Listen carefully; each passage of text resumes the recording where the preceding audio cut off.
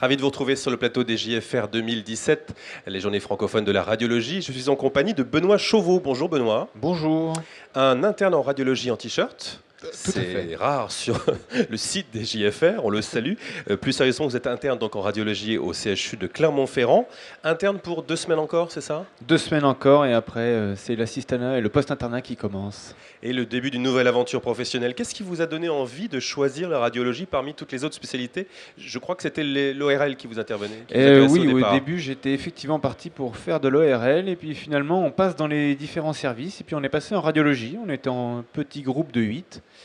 Et puis sur les 8, à la fin, on s'est très bien occupé de nous, on nous a expliqué plein de choses, et puis on a vu la place un peu centrale, on a vu le côté diagnostic, le côté interventionnel. Du coup, sur les 8, on est 2 à avoir fait radio à la fin. Donc effectivement, une excellente expérience.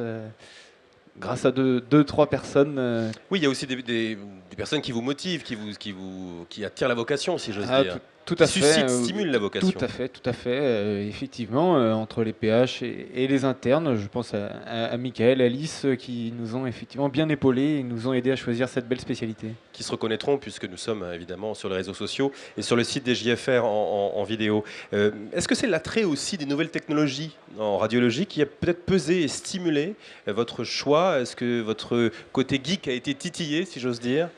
Alors oui, après on n'est pas obligé d'être geek pour être radiologue. C'est sûr que si on met un peu les mains dans le cambouis, ça peut peut-être aider, mais bon, je suis pas un gros geek non plus. Ce qui est surtout sympa, c'est de se dire qu'effectivement, on demande beaucoup de nouvelles technologies, et donc effectivement, on ne sait pas encore. Peut-être que dans 10 ans, il y aura un nouveau mode d'imagerie, et on devra à ce moment-là tout remettre en cause et apprendre de nouvelles choses. Et donc c'est cette évolutivité, cette soif en fait de nouvelles technologies qui attire cette spécialité, qui est très intéressante aussi et qui permettra de ne pas nous lasser de notre métier.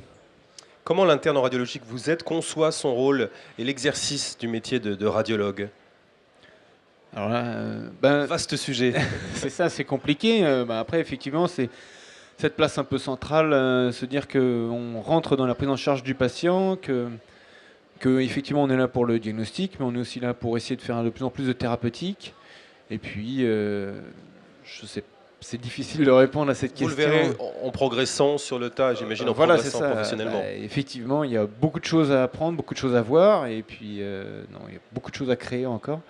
Quelles sont vos attentes des JFR? Est-ce que justement c'est un bain formidable pour une sorte de prépa pour la profession future? On voit l'évolution des technologies, on rencontre des jeunes confrères, des confrères plus chenus, si j'ose dire.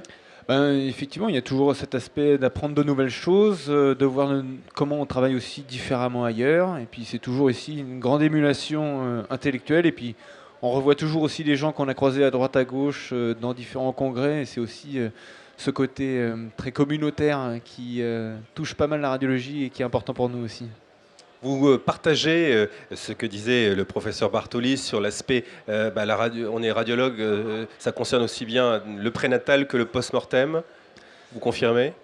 Effectivement, puisque j'ai aussi fait pas mal d'écho-obstétrical, donc oui, je dirais que sur la partie prénatale, et puis effectivement le post-mortem, ça évolue. Non, mais c'est ça qui est intéressant, c'est qu'on fait de tout, on peut vraiment tout voir, et effectivement ça sera d'avant la vie et jusqu'à même après la vie, puisque ça sert aussi dans les études cadavériques. Et donc c'est effectivement, il y a beaucoup de choses et des champs très importants.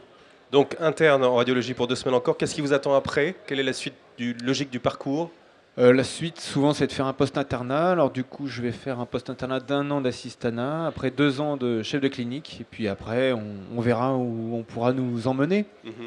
Vous avez des doutes, des craintes sur ce métier, déjà quelques désillusions, ou vous êtes encore rêveur? Ah non, je sais déjà ce que je veux faire. On sait qu'on veut essayer de tout maîtriser, mais on ne peut pas non plus réussir à tout maîtriser. Donc il y a certaines choses qui nous plaisent un peu plus que d'autres.